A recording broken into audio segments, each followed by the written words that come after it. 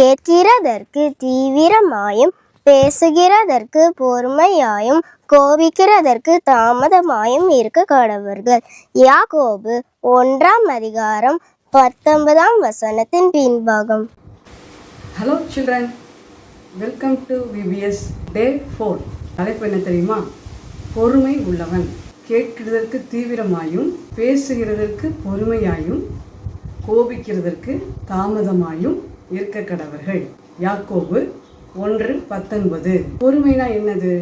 நம்ம எந்த சூழ்நிலையில் இருந்தாலும் அமைதியாக இருப்பது தான் பொறுமை. சாந்த குணம் உள்ளவர்கள் வாக்கியவான்கள் அப்படின்னு ஏசப்பா சொல்லியிருக்காங்க. சாந்த குணம்னா பொறுமைன்னு அர்த்தம். பெரியவங்களாம் சொல்ல கேள்விப்பட்டிருப்பீங்க, பொறுத்தார் பூமி ஆழ்வார். கேள்விப்பட்டிருக்கீங்களா? பொறுமை நமக்கு ரொம்ப ரொம்ப அவசியம். கஷ்டமான நேரத்தில் கோவப்படாமல் அவசரப்படாமல் மிகுந்த அமைதியாக இருப்பது தான் பொறுமை. இந்த வசனம் என்ன சொல்லுது? கேட்கிறதற்கு தீவிரம், பேசுகிறதற்கு பொறுமை, கோபிக்கிறதற்கு தாமதம். அப்படித்தானே பாருங்க. பேசுகிறதற்கு தீவிரம், கேட்கிறதற்கு தாமதம் அப்படின்னு சொல்லி மாற்றி போட்டோம்னு வச்சுக்கோங்க, நமக்கு வெற்றி கிடைக்காது. சரிங்களா? அதனால நம்ம என்ன செய்யணும்? வசனத்தை அப்படியே நம்ம பின்பற்றணும். யார்கிட்டையும் கோபமா பேசக்கூடாது. மற்றவங்க பேசுறத நம்ம என்னப்பா செய்யணும்? பொறுமையோட கேட்கணும். அப்பா அம்மாட்ட சில பேர் என்னம்மா செய்வாங்க? பட்டுன்னு பேசுவாங்க. போங்கம்மா, உங்களுக்கு ஒன்றும் தெரியாது அப்படின்னு சொல்லுவீங்கல்ல. அப்பா அம்மா சொல்றத பொறுமையோடு கேட்டோன்னு வச்சுக்கோங்க, நமக்கு வெற்றி நிச்சயம். பொறுமை உள்ளவன் வெற்றி பெறுவான்.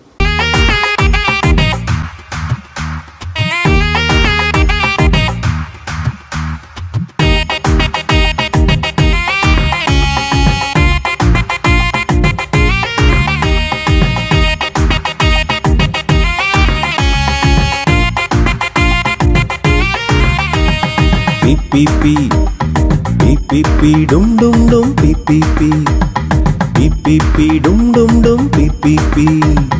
சட்டு புட்டு சடாரென்னு பேசிவிடாதே, எட்டி நின்று நிதானமா யோசித்திடு நீ. முட்டி போட்டு பொறுமைதானை கேளு தம்பி நீ. ஜெயத்தோடு வாழ்ந்திடலாம் குட்டி தங்கை நீ. ஜெயத்தோடு வாழ்ந்திடலாம் குட்டி தம்பி நீ.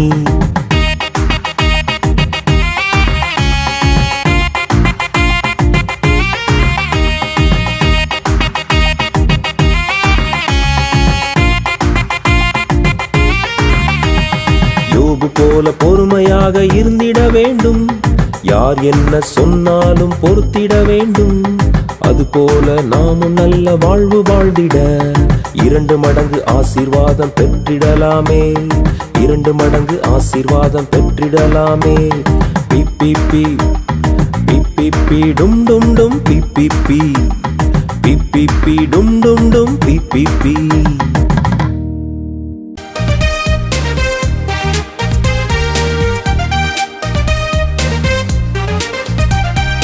ஸ்டோரி பார்க்கலாங்களா? சூப்பரான ஸ்டோரி, உண்மையாக நடந்தது.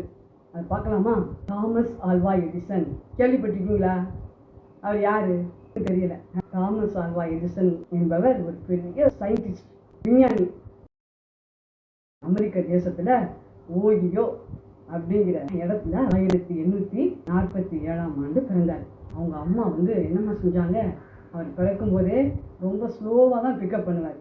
பின்தங்கிய ஸ்டூடெண்ட்டாக அவர் இருந்தார். ஆனால் அவங்க அம்மா பார்த்தீங்கன்னா அவருக்கு, தம்பி நீ எப்பொழுதும் பொறுமையோடு இருக்கணும், எதை செஞ்சாலும் நீ விடாமுயற்சியோடு செய்யணும் அப்படின்னு சொல்லி அவங்க அம்மா நல்லா என்கரேஜ் பண்ணாங்க. பார்த்தாச்சுன்னா கொஞ்ச நாள் கழித்து பெரிய விஞ்ஞானியாக ஆயிட்டார். இதையாச்சும் கண்டுபிடிக்கணும் அப்படின்னு சொல்லி என்னம்மா செஞ்சார்? நமக்கெல்லாம் பகலில் எப்படிப்பா இருக்குது? சன்லைட் இருக்குது, சூரிய வெளிச்சம் இருக்குது இல்லைங்களா? ஆனால் நைட்டில் நமக்கு இருட்டாக இருக்கே அப்படின்னு சொல்லி பல்பை நம்ம கண்டுபிடிக்கலாம், வெளிச்சம் கொடுக்கறதுக்கு நம்ம என்ன செய்யலாம், கண்டுபிடிக்கலாம்னு சொல்லி கண்டுபிடிக்க ஆரம்பித்தார். பொறுமையோட ஃப்ரெண்ட்ஸை எல்லாம் கூட்டி, நிறைய பேரை கூட்டி என்ன செஞ்சார்? கண்டுபிடிக்கலாம்னு சொல்லி கண்டுபிடிச்சார். அவர் பொறுமையோட விடாமுயற்சியோட எல்லாத்தையும் கண்டுபிடிச்சார். எப்படி நம்ம கண்டுபிடிக்கிறது அப்படின்னு சொல்லி மின்சார பல்பினுடைய உலோகத்தை கண்டுபிடிக்கணும். கண்டுபிடிச்சா இந்த பல்பை நம்ம என்ன செஞ்சிடலாம்? எரிய வச்சிடலாம் அப்படின்னு சொல்லி ஒன்று கண்டுபிடிச்சிக்கிட்டே இருந்தார். ஒன்றும் செட் ஆகலை.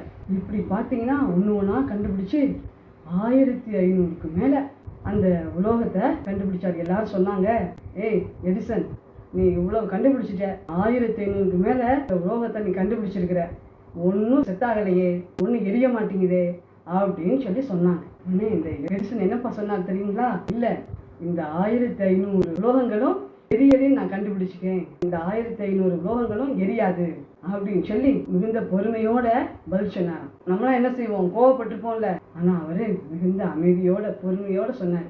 சொன்னதுக்கு பிறகும் அவர் என்னப்பா செய்யல, இந்த விடாமுயற்சியை விடவே இல்லை. அண்ணே கரெக்டா சரியா கண்டுபிடிச்சிட்டாரு, பல்பை கண்டுபிடிச்சு எரிய ஆரம்பிச்சிருச்சு.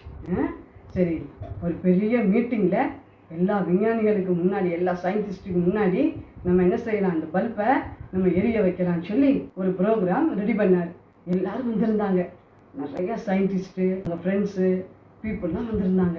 உடனே வேலை பார்க்குற ஒருத்தரை, தம்பி இந்த பல்பை நீ எடுத்துட்டு வா அப்படின்னு சொல்லி சொன்னார். எல்லாரும் உட்காந்துருக்காங்க. அந்த கூட வேலை பார்க்குற ஒருத்தர் பல்பை கொண்டு வரும்போது பல்பை என்னப்பா செஞ்சிருச்சு, கீழே விழுந்து என்ன செஞ்சிருச்சு, உடஞ்சி போச்சு. ஒரு கணம் எடிசனுக்கு அப்படியே ஷாக் ஆயிடுச்சு. என்னடா அது உடஞ்சி போச்சே அப்படின்னு சொல்லி எல்லாரும் பார்க்குறாங்க. எடிசன் என்ன சொல்ல போற, நல்லா அந்த ஆளை திட்ட போறாரு அப்படின்னு சொல்லி எல்லாரும் பார்த்துக்கிட்டு இருந்தாங்க. உடனே எடிசன் அவரை ஒன்றுமே சொல்லலை, மிகுந்த பொறுமையோட நெக்ஸ்ட் டே நம்ம இந்த மீட்டிங்ல பல்பு எரியும் அப்படின்னு சொல்லி அடுத்த நாள் பார்த்தீங்கன்னா அவரை திட்டவும் இல்லை, அவர் மேல கோவப்படவும் இல்லை. அடுத்த நாள் ரெடி பண்ணி கொண்டு வந்தாச்சுன்னா அந்த பல்பை என்னப்பா செஞ்சிருச்சு, அப்படியே பிரைட்டா எரியுது. இன்னைக்கு வரைக்கும் நம்ம எத்தனை லைட் போட்டிருக்கோம், அது யார் கண்டுபிடிச்சது? ஆரம்பத்துல தாமஸ் ஆல்வா எடிசன். எல்லாருக்கும் ஒரே சந்தோஷம், வியப்பா இருந்தது. உடனே அவர் சொன்னாரு, பொறுமை வெற்றியை தரும் அப்படின்னு சொன்னார். உண்மையான வெற்றி எதுல இருக்குன்னா பொறுமையில தான் இருக்கு. இந்த சமயத்திலையும் நம்ம பொறுமையா இருக்க கற்றுக்கொள்ளணும். Okay children, God bless you.